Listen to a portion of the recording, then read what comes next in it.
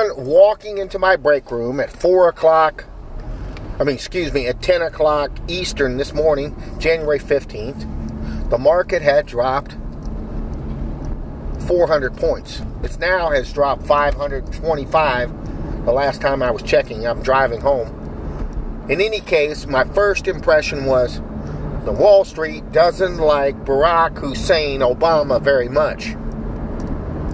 Because as you may remember, in 2008, we had a giant stock market plunge, a meltdown right before the November elections, which served the darling of the left at that time, Mr. Obama, who was out of power, who was a Democrat at the time, and he has profited from a rising stock market. So it only stands to reason that if the stock market drops, if this is not just a one-day event, if this is what's occurring, that cannot help his party.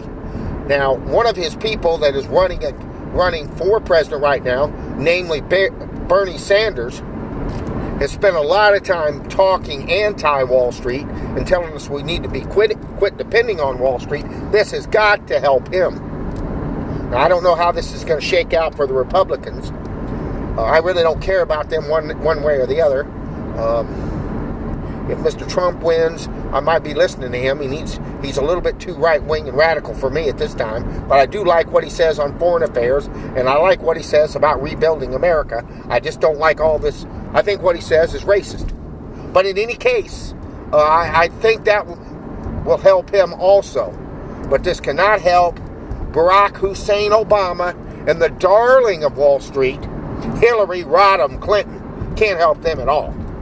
So, oil prices are down to $29 a barrel. I remember when they were 100, and the stock market's the highest. Those two ratios don't add up. Something's got to give. As we used to say, what goes up must come down.